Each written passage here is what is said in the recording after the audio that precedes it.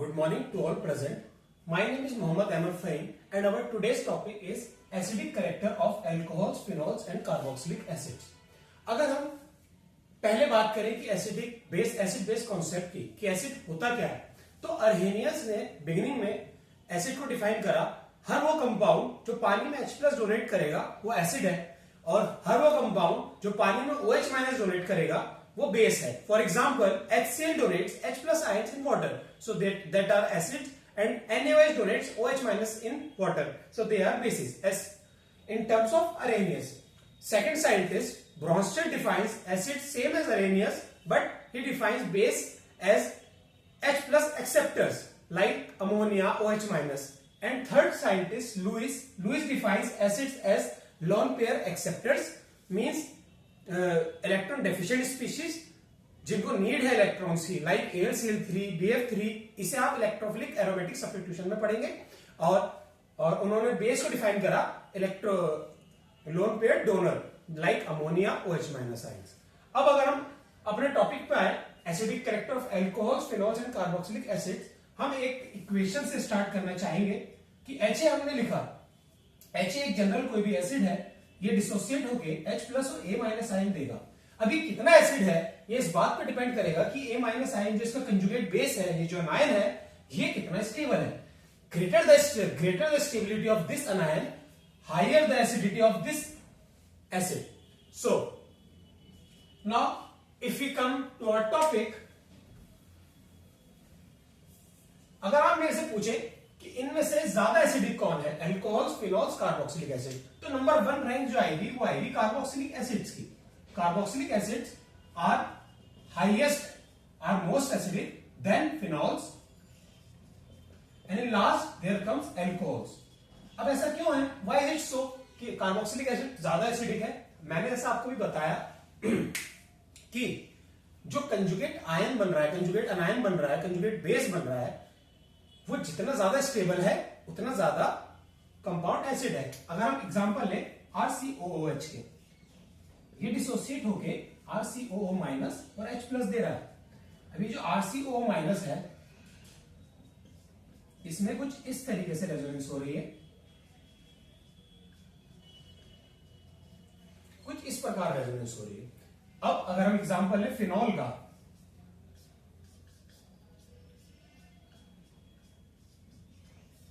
Phenol dissociate होके phenoxide ion देगा।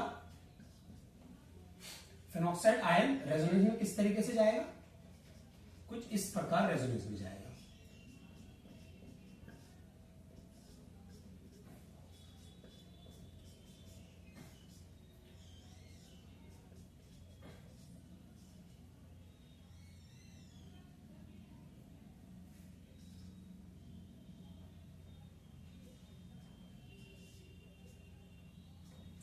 और फर्दर ऐसे रेजोनेटिंग स्ट्रक्चर्स बनेंगे।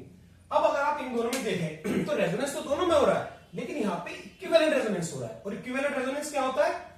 इक्विवेलेंट रेजोनेंस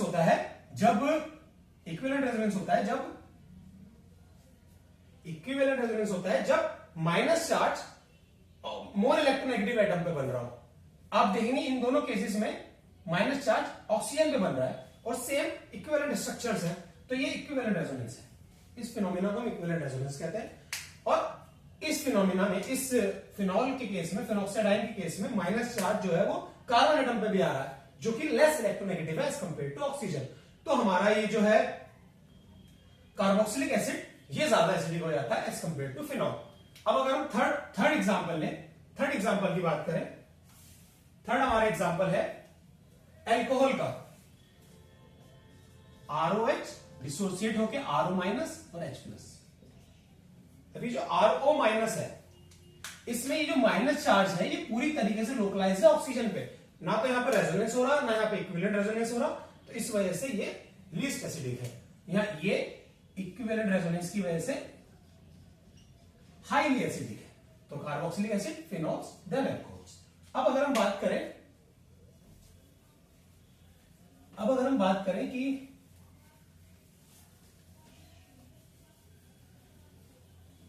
सिर्फ कार्बोक्सिलिक एसिड्स की बात करें, वो भी हम अगर एरोमेटिक कार्बोक्सिलिक एसिड्स की बात करें कि ऑर्थो पैरा सब्स्टिट्यूटेड ग्रुप्स की। अगर कोई हमारा इलेक्ट्रॉन विड्रॉइंग ग्रुप लगा हुआ है तो वो एसिडिटी को इंक्रीज करेगा, और इलेक्ट्रॉन डोनेटिंग ग्रुप एसिडिटी को हमारा डिक्रीज कर देगा। ठीक है, अब ये कैसे होता है ये अगर हम देखें, हम एक एग्जांपल से समझते हैं। हमने सिंपल बेंजोइक एसिड लिया, एक हमने लिया बेंजोइक एसिड जहां पे पैरा पोजीशन पे OH ग्रुप है, और एक हमने लिया बेंजोइक एसिड जहां पे मेटा पोजीशन पे OH ग्रुप है। ठीक है, अब ये तो सिंपल बेंजोइक एसिड है, इसमें रेजोनेंस होगा और यहां पे यही इक्विवेलेंट रेजोनेंस के तहत ये स्टेबल होगा। अब यहां पे अगर इसका हम अनायन बनाए और ये हमारा OH ग्रुप जो है ये प्लस M ग्रुप है, ये इलेक्ट्रॉन डोनेटिंग ग्रुप है बाई प्लस M, और इलेक्ट्रॉन विड्रॉइंग है बाई माइनस I, लेकिन प्लस M इसका ज्यादा होगा माइनस I से, प्लस M इसका ओवरशैडो कर देता है माइनस I पे। ठीक है, हम ये कैसे जाएगा देखिए, ये कुछ इस तरीके से जाएगा, यहां पे माइनस चार्ज आ गया। अभी जब ये माइनस चार्ज इधर आएगा और ये यहां पे आएगा, ये यहां पे आएगा इस पोजीशन पे, तो इप्सो पोजीशन पे, इप्सो पोजीशन मतलब जिस पोजीशन में हमारा कार्बोक्सिलेट आयन है, कार्बोक्सिलेट अनायन है, उस पोजीशन पे जो माइनस चार्ज आ जाएगा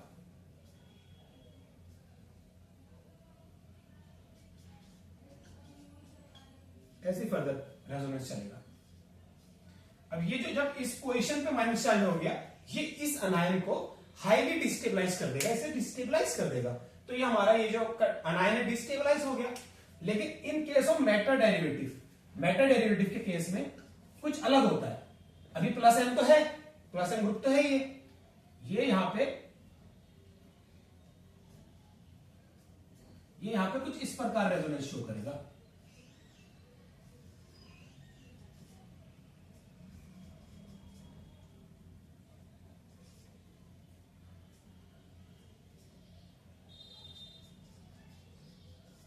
कुछ इस प्रकार रेजोनेंस करेगा। अभी माइनस चार्ज इधर आएगा, इस पोजीशन पे आएगा। ये माइनस चार्ज हमारा मेटा के केस में इप्सो पे नहीं बनेगा, इप्सो इस पोजीशन में मिलेगा, इस पे कार्बोक्सिलेट ग्रुप है, ये इसके एडजेसेंट पोजीशंस पे बनेगा। तो ये माइनस चार्ज इसको डिस्टेबलाइज नहीं करेगा। हालांकि OH ग्रुप जो है वो मैंने आपको पहले भी बताया, जैसे कि प्लस M से डोनेटिंग है और माइनस I से, क्योंकि ऑक्सीजन मोर इलेक्ट्रोनेगेटिव है as compare to carbon, minus I से इलेक्ट्रॉन विड्रॉइंग है, तो यहाँ पे ये इलेक्ट्रॉन विड्रॉइंग की तरह काम करेगा। अब अगर ये इलेक्ट्रॉन विड्रॉइंग की तरह काम करने लगा तो हम इसको अगर P बोले, इसे Q बोले, इसे R बोले, तो PQR में से हमारा सबसे ज्यादा एसिडिक R हो जाएगा, देन P एंड लास्ट में Q। ओके, क्योंकि ये डिस्टेबलाइजेशन का काम कर रहा है यहां पे माइनस चार्ज की वजह से। ठीक है, अब अगर हम एक एग्जांपल लें कि माइनस M ग्रुप लगा के देखें, एक नाइट्रो ग्रुप लगा के देखें जरा, पैरा पोजीशन पे नाइट्रो ग्रुप होगा तो उससे क्या होगा, वो कैसे फर्क डालेगा।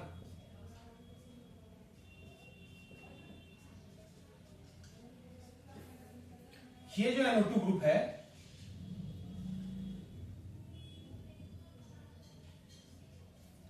ये कहीं ना कहीं रेजोनेंस में जाएगा और ये कुछ इस प्रकार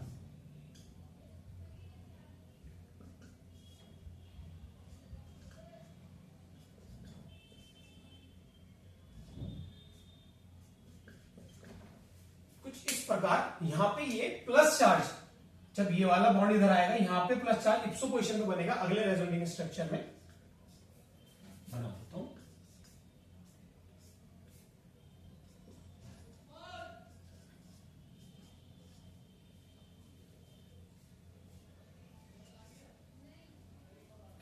अगले रेजोनेटिंग स्ट्रक्चर में जब यहां पे प्लस चार्ज बनेगा,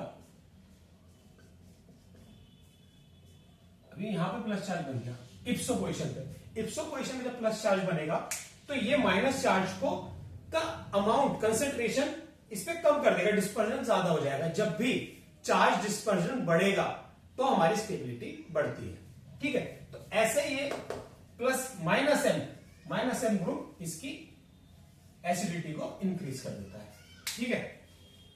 अब अगर हम ऑर्थो सब्स्टिट्यूएंट की बात करें, ऑर्थो कार्बोक्सिलिक एसिड के केस में ऑर्थो सब्स्टिट्यूएंट अगर कार्बोक्सिलिक एसिड है तो उसका एक अलग केस बनता है। उसका अलग केस क्या बनता है? अगर ऑर्थो सब्स्टिट्यूटेड है तो एक हमारा एक फिनोमिना आता है, इसका नाम है ऑर्थो इफेक्ट। अब ऑर्थो इफेक्ट हमसे क्या कहता है? ऑर्थो इफेक्ट हमें बड़ी प्यारी सी बात कहता है। ऑर्थो इफेक्ट कहता है कि अगर एक सिंपल हमारा कार्बोक्सिलेट अनायन है, ठीक है, एक हमारा सिंपल कार्बोक्सिलेट अनायन है और हमने एक ले लिया ऑर्थो सब्स्टिट्यूटेड कार्बोक्सिलेट अनायन, हमने सबसे छोटा ऑर्गेनिक ग्रुप लगा दिया, दैट इज मिथाइल। अब यहां पर क्या होता है, ये कंजुगेशन में जा रहे हैं, कंजुगेशन में जा रहा है इसका माइनस नेगेटिव लोन पे। अब क्या करता है, ये जो पाई बॉन्ड है ये भी जाने लगता है, ये बेंजीन का पाई बॉन्ड इसके क्रॉस कंजुगेशन करने लगता है, cross conjugation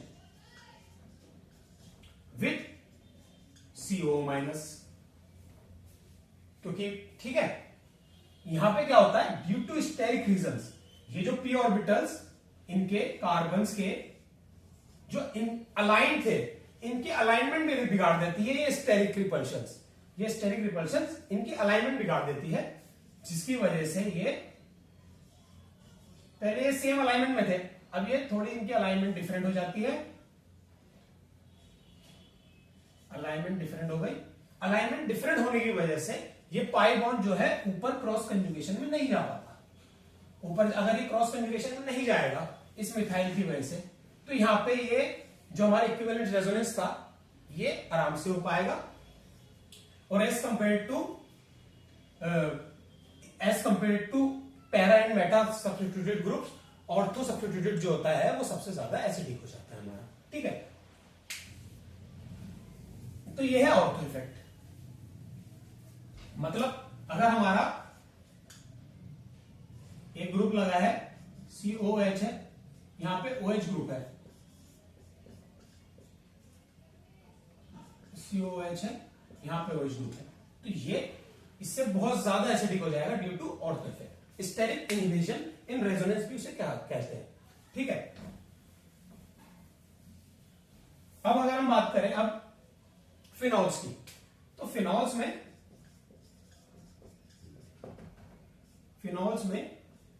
steric inhibition in resonance नहीं होता, ऐसा कुछ कॉन्सेप्ट नहीं होता, क्योंकि यहां पे क्रॉस कंजुगेशन वो इक्विवेलेंट रेजोनेंस जैसी कोई चीज नहीं है, तो फिनॉल में ये नहीं होता।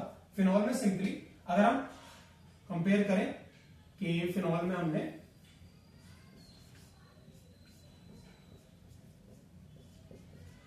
एक बार OCH3 ग्रुप यहां है, एक बार OCH3 ग्रुप यहां है और एक बार OCH3 ग्रुप पैरा पोजीशन पे है, तो ये P है, ये Q है, ये R है। तो फिनॉल के केस में ये प्लस M शो करेगा, यहां पे ये प्लस M शो करेगा, यहां पे भी ये प्लस M शो करेगा, लेकिन इसका जो इफेक्ट है वो इसको डिस्टेबलाइज करने में नहीं जाएगा, तो हमारा R जो है वो सबसे ज्यादा एसिडिक। अब यहां पे ये दोनों जगह प्लस M शो कर रहा है, लेकिन ये -I डिस्टेंस का कम है, यहां पे -I के लिए डिस्टेंस कम है, ज्यादा है, क्योंकि ये -I ग्रुप भी है, यहां पे डिस्टेंस कम है, यहां पे डिस्टेंस ज्यादा है, तो हमारा Q जो है वो ज्यादा एसिडिक हो जाता है और लास्ट में P आता है। तो ये फिनॉल्स का सिंपल केस है। यहां पे सिंपली इलेक्ट्रॉन विड्रॉइंग ग्रुप जो है वो एसिडिटी को बढ़ाएगा और इलेक्ट्रॉन डोनेटिंग ग्रुप एसिडिटी को हमारा कम कर देगा। अब अगर हम एल्कोहल्स की बात करें, एल्कोहल्स में क्या होता है, सिंपली एल्कोहल्स में ऐसा सच कुछ नहीं होता। एल्कोहल्स में C2H5OH है, तो C2H5O- है, ये यहां पे ही लोकलाइज्ड है, ये यही लोकलाइज्ड रहेगा, ये कंजुगेशन में नहीं जाएगा। अब अगर हम एग्जांपल लें CH3O- और सेकेंडरी अल्कोहल, और एक हम एग्जांपल ले लें टर्शियरी अल्कोहल का। तो यहां पे माइनस आई प्लस आई ग्रुप ज्यादा है, प्लस आई ग्रुप ज्यादा है, तो ये इसकी ऑक्सीजन पे नेगेटिव चार्ज को डिस्टेबलाइज करेगा, ये ज्यादा डिस्टेबलाइज करेगा, ये थोड़ा कम, और यहाँ पे एक ही प्लस आई ग्रुप है। तो यहाँ पे अगर हम फर्स्ट सेकंड थर्ड में एसिडिटी ऑर्डर देखें तो first most acidic, then second, and last में हमारा थर्ड आएगा। ओके,